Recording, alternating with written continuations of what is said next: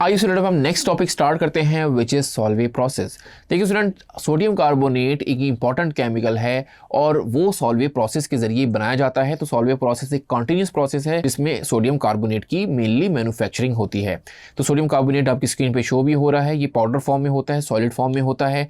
ये प्रोसेस बनाने के लिए कुछ रॉ मटेरियल यूज होंगे। तो स्टूडेंट यहाँ पे 3 रॉ मटेरियल हैं। पहला है अमोनिया जिसका फॉर्मूला NH3 होता है। फिर होता है ब्राइन।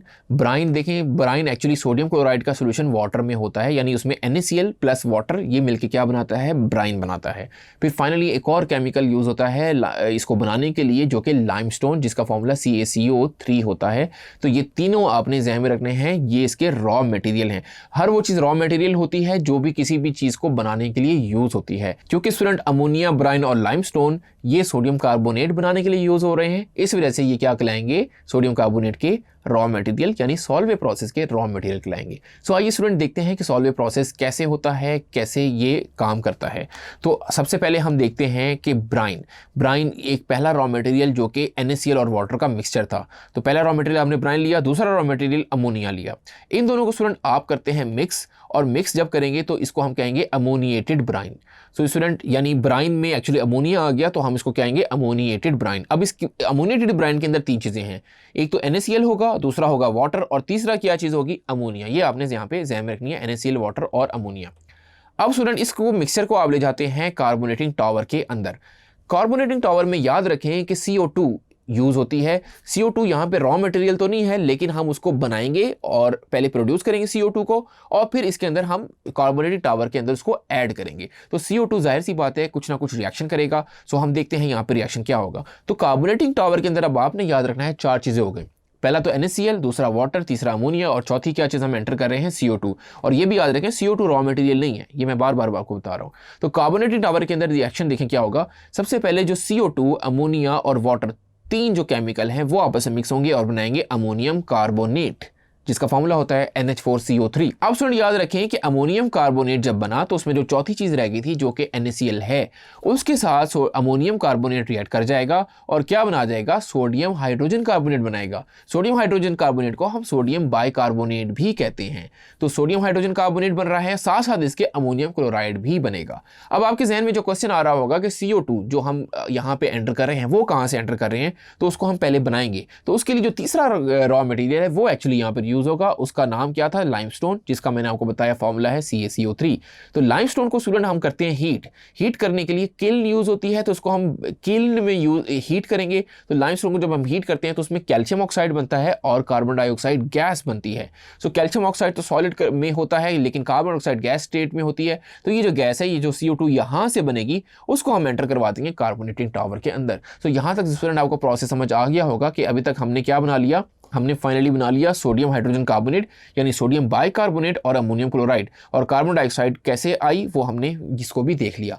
अब स्टूडेंट याद रखें कि जो सोडियम हाइड्रोजन कार्बोनेट है इसको हम एक्चुअली ले जाएंगे फिल्ट्रेशन के अंदर। यहाँ पे याद रखें सोडियम हाइड्रोजन कार्बोनेट होता है सॉलिड फॉर्म में और अमोनियम क्लोराइड जो प्रोडक्ट आपका बना था वो होता है लिक्विड फॉर्म में। तो फिल्ट्रेशन हम क्यों कर रहे हैं, फिल्ट्रेशन का मकसद ही होता है कि लिक्विड और सॉलिड में से आप सॉलिड को सेपरेट कर लें।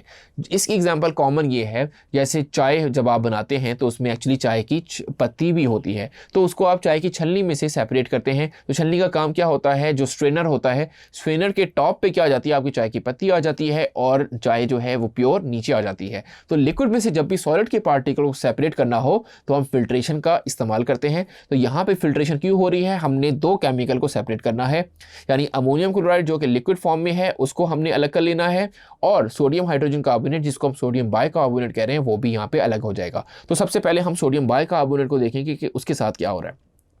तो स्टूडेंट सोडियम बाइकार्बोनेट वो यहाँ से सेपरेट जो हो रहा है उसको हम ले जाएंगे कैल्सिनेशन की तरफ। कैल्सिनेशन में उसको हीट करेंगे और वो कन्वर्ट हो जाएगा सोडियम कार्बोनेट के अंदर, और यहाँ पे CO2 भी बनेगा और वाटर भी बनेगा।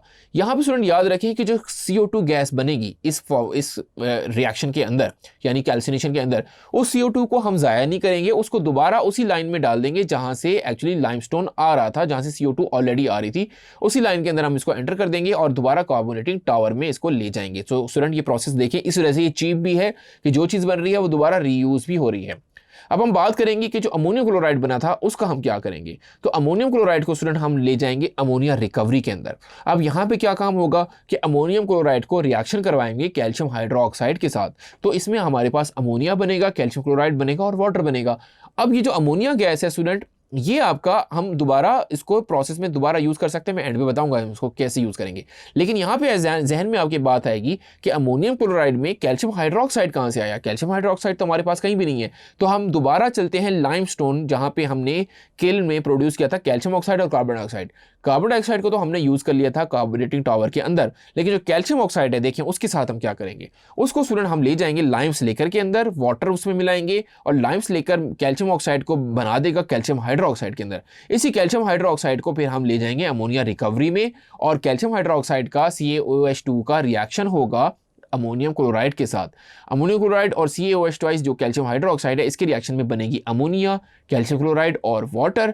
अब ये जो अमोनिया बन रही है, इस अमोनिया को हम वापस ले जाएंगे, जो कि स्टार्ट में रॉ मटेरियल था अमोनिया, उसी वाले में हम अमोनिया एंटर कर देंगे, तो ताकि ये प्रोसेस आपका सर्कल में रहे। तो स्टूडेंट देखें, जो रॉ मटेरियल है जो अमोनिया और कार्बन डाइऑक्साइड है वो तो हमें प्रोसेस से ही हासिल हो रहे हैं।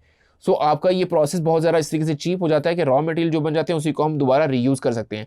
फाइनली जो आपका बाय प्रोडक्ट बनता है वो कैल्शियम क्लोराइड बनता है और वो भी डिफरेंट केमिकल में यूज़ हो जाता है। सो स्टूडेंट, इस तरीके से आपका सॉल्वेंट प्रोसेस कंप्लीट हो जाता है, जिसमें मेन प्रोडक्ट हमारा है सोडियम कार्बोनेट, जो कि हमने कैल्सिनेशन में बना लिया। आइए स्टूडेंट, अब हम पढ़ते हैं कि सॉल्वेंट प्रोसेस के एडवांटेजेस क्या हैं। तो स्टूडेंट, इसका पहला एडवांटेज ये है कि ये बहुत चीप है, पोल्यूशन फ्री है, इसमें कोई ऐसी चीज़ नहीं निकल रही जो कि इन्वायरमेंट को पोल्यूट करे। फिर प्रोडक्ट्स जो इसके हैं वो भी हार्मफुल नहीं है। फिर थर्ड पॉइंट ये है कि इसमें फ्यूल जो है वो आपका बहुत ज़्यादा लेस यूज़ होता है, क्योंकि रॉ मटेरियल जो है वो इटसेल्फ बन रहे हैं और उसी को हम दोबारा रीयूज़ कर रहे हैं। फिर कार्बन डाइऑक्साइड और अमोनिया जो है वो रिकवर भी हो रहे हैं और रीयूज़ भी हो रहे हैं। तो स्टूडेंट, बहुत ही आसान इसके एडवांटेजेस है, तो इसको आप अच्छे से याद कर सकते हैं, समझ सकते हैं। फिफ्थ इसका स्टूडेंट यूज़ है कि इसमें जो मेन प्रोसेस जो है वो सोडियम कार्बोनेट की मैन्युफैक्चरिंग हो रही है और साथ साथ सोडियम हाइड्रोजन कार्बोनेट की भी इसमें मैन्युफैक्चरिंग हो रही है। तो होपफुली स्टूडेंट आपको ये सारे प्रोसेस के एडवांटेज, सॉल्वेंट प्रोसेस के एडवांटेज अच्छे से समझ आ गए होंगे। Thank you.